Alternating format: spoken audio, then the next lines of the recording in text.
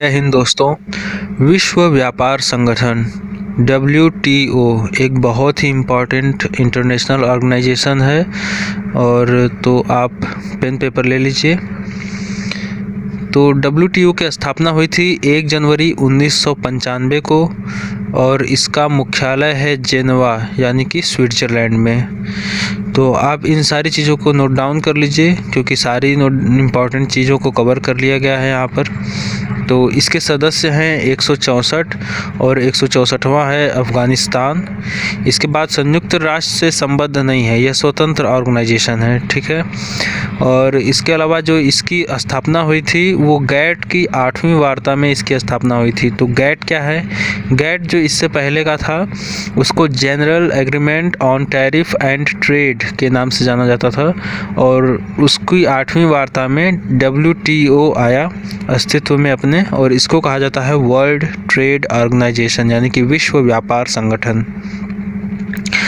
तो इसकी 8वीं वार्ता के बारे में देख लेते हैं, ये भी इम्पॉर्टेंट है।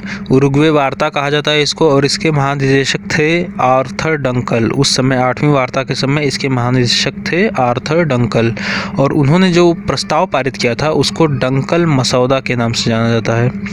और इसकी जो प्रथम मंत्री स्तरीय बैठक जो हुई थी, सम्मेलन जो हुआ था, वो हुआ था दिसंबर 1996 में सिंगापुर में। और इसके कार्य होते हैं व्यापार समझौते का प्रशासन, यानी कि जो व्यापार समझौता हुआ है उसके प्रशासन के लिए इसका काम है। और है व्यापार वार्ता फोरम के रूप में, यानी कि जो भी इसके सदस्य देश हैं उनको एक फोरम प्रदान करता है ये। और व्यापार संबंधी विवादों का निपटारा, यानी कि जो इंटरनेशनल जो व्यापार से संबंधित जो विवाद होते हैं एक देश से दूसरे देशों के, उनके निपटारा के लिए भी ये काम करता है। और सदस्यों के व्यापार संबंधी नीतियों की निगरानी, यानी कि जो इसके सदस्य देश हैं वो अपनी व्यापार नीतियाँ किस तरीके के बना रही हैं इंटरनेशनली, ये उनकी जो है निगरानी भी करता है कि दूसरे देशों के साथ वो अपना व्यापार संबंधी नीति कैसे बना रहे हैं। और इसके अलावा जो है विकासशील देशों के लिए तकनीकी सहायता और प्रशिक्षण प्रदान करना। तो इसके अलावा जो दी जाने वाली सब्सिडी है वो 3 प्रकार की होती है लिस्ट इसकी, ग्रीन, एम्बर और ब्लू। तो इसमें जो एम्बर वाला है, जो इसमें एम्बर बॉक्स जो होता है, यानी कि 3 तरीके के बॉक्स हैं इसके, ग्रीन, एम्बर और ब्लू। तो जो एम्बर बॉक्स है वो उसमें प्रतिबंध है कुछ, और इसके अलावा जो ग्रीन और ब्लू है उसमें कोई प्रतिबंध नहीं होता है। तो प्रतिबंधित वाला कौन सा है? एम्बर वाला है।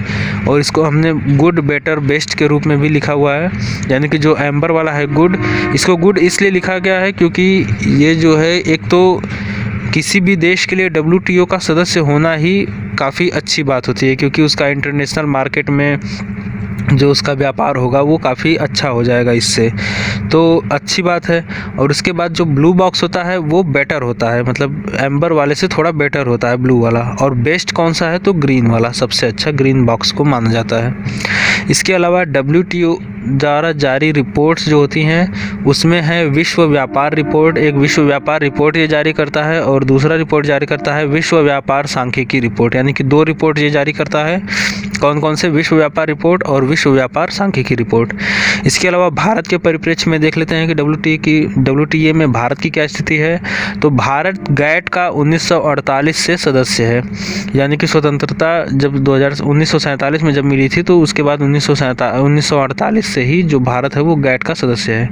इसके अलावा भारत WTO का संस्थापक देश है और भारत जो है वो एम्बर बॉक्स में आता है, यानी कि भारत जो है कुछ प्रतिबंध के साथ एम्बर बॉक्स में आता है।